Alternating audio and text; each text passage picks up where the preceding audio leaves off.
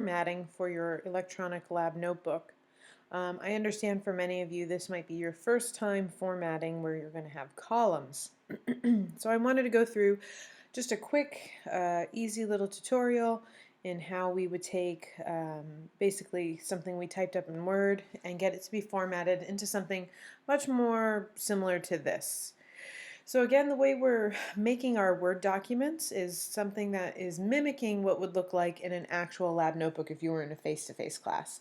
That's why the formatting for this is so important, is we're trying to get you familiarized with what you will be doing when you get back into a face-to-face class. So columns can be a little tricky, and so I'm going to go through how we get something that looks like this. So if you've ever had a lab notebook before, you know that it's basically grid line paper and it has a line going down the center making two columns. So typically what we do is we have procedure on one side and we number the steps of the procedure all the way down through the entire procedure of the experiment. And then on the other side we have the observations and the data that we collect. And if you've noticed, we number our observations to match the step in the procedure that they correspond to. So for example, step 9 in the procedure is mask the empty crucible and lid. So number 9, we have the balance number, which again for us won't be something we're really doing, but it's a good habit to get into. So if you want to put a balance number and make something up just so that you have it as kind of an experience, you can do that. And then we have the mass of the empty crucible, the mass of the lid, the mass of the crucible and the lid. So there's our data.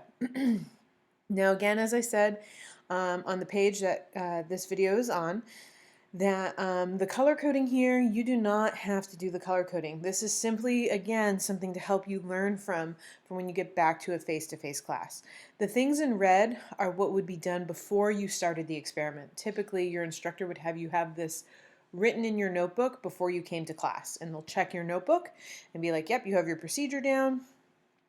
I encourage students to have, instead of empty observations here, to have this stuff that I have in red here done already. And basically what that does is it kind of makes sure you don't miss any steps along the way.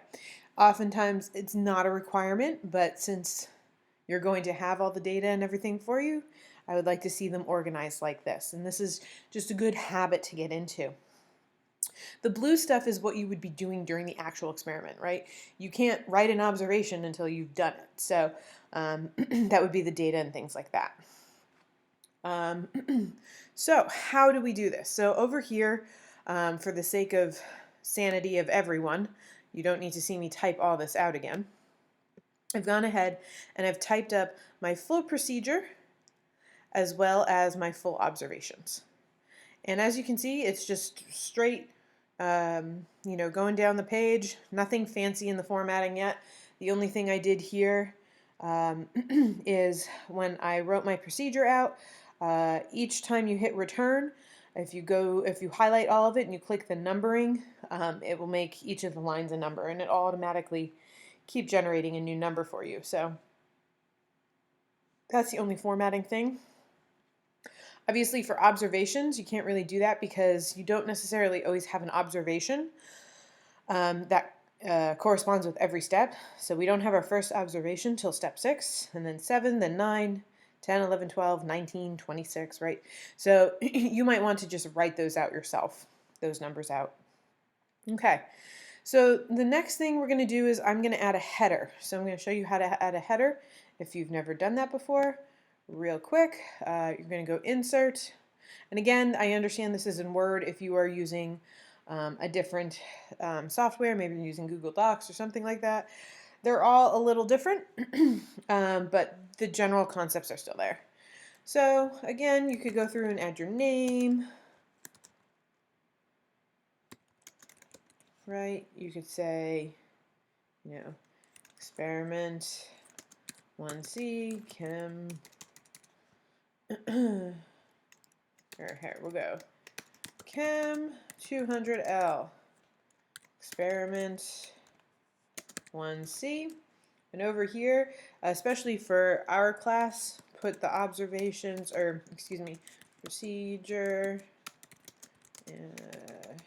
you can just go like this, data, obs, something like that. Just so that when I get this document, I can make sure I know I have the right one. So now that header is added to every page. Regardless of how long this is, that'll just keep showing up on every page, which is great. Okay, so now let's talk about how we turn something like this into something like this. Again, you do not need to do the color coding. So the first thing you want to do is highlight everything. And you're going to go to layout and you're going to go to columns. We want 2 columns. There is a little bit more work we need to do because when you look at it, you're like, oh, this is great. Yay, yay, yay. Procedure step number 24, and then procedure step number 23 goes to 24, but then my observations start down here and these should be up here. So we do need to format this a little bit more. So it's actually quite easy. So all you're going to do is highlight the extra part of your procedure that is on the wrong side of the page, just that part. Copy it, so Control C, delete it. Bring your observations up so that they are aligned with your procedure. And then what you're going to do is you're going to go down to the bottom of wherever your observations finish and just keep hitting return until it goes to a new page. Once you're on a new page, you can hit Control V to paste that extra part of the procedure that was on the wrong spot into the new section. So now when we look at this, it flows very nicely. Our procedure is all on the left-hand side of the page, and our observations are all on the right side. Now it's okay that they don't match up. That's why we number each procedural step, or excuse me, each observation with the procedural step that it came with. Sometimes the observations will be really long, and it could go on and on and on, and we could only be on step 10 here, and step 10's observation ends here. So as long as, and then we need step 12's and 11's observations. So as long as we keep numbering them, we can always kind of reference back and forth. Now the only other thing I would suggest is on this new page, we're going to hit return and we're going to do procedure.